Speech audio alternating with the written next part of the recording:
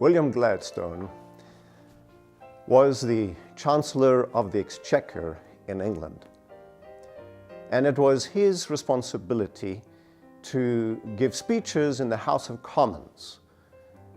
And on one particular occasion, he relied very heavily on the statistics that his assistant would provide him. This information he would then disseminate in the House of Commons, and of course, whatever he said would be reported in the press. And on this particular occasion, he stood up to speak, and the facts that he gave were discovered to be wrong, but unfortunately only after the speech was given. It was his custom to rely on that information and to give it, and it always proved to be true. But this time, he was so embarrassed. Here it was splashed all over the news, all the wrong information that he had given. And then as he sat in his office, he thought, how should he respond to his assistant? The assistant, of course, was terrified. What lashing would be given, and what punishment, what results, what consequences, could only expect the worst.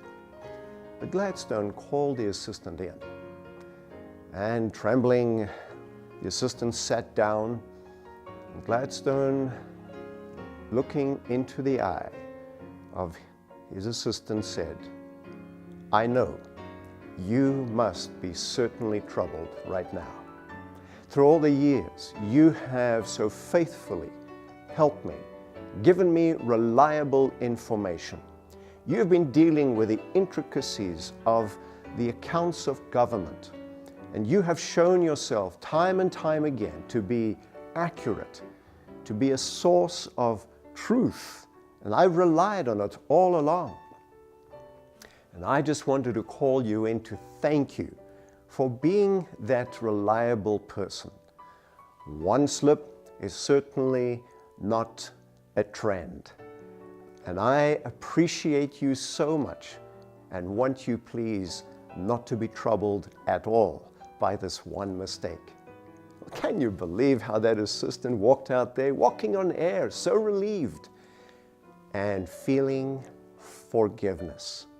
You know, somebody said that when things in your friendship do not add up, then it is time to add grace and subtract anger or resentment or blame.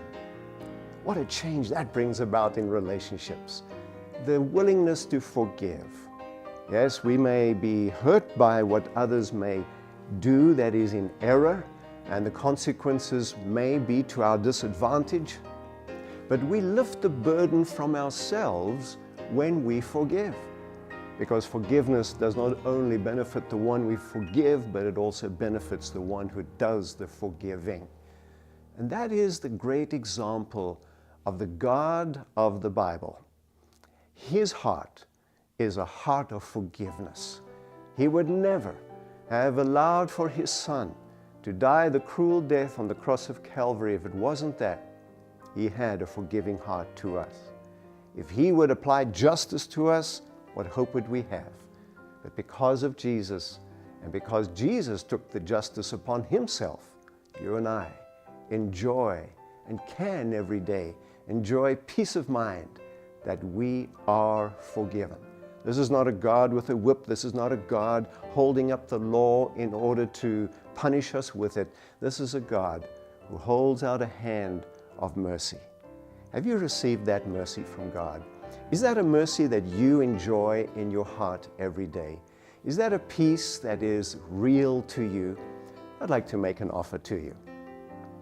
We have a simple set of lessons, Bible lessons that are free, but very personal, helping you to take steps, one at a time, in order to receive full assurance that you are right with God. And you can obtain these lessons. Somebody will contact you and help you with those lessons step by step. Simply contact me. Here is my email address, PastorIvan@FletcherSDA.org. I am the pastor of the Fletcher Seventh-day Adventist Church, and I have the pleasure of inviting you to look at our website where you can find out more about our programs. That's found at www.fletchersda.org. And I hope to hear from you. We'd love to share these lessons with you. They are called Lifting Up Jesus. Now, may I wish you the assurance in your heart that you are forgiven.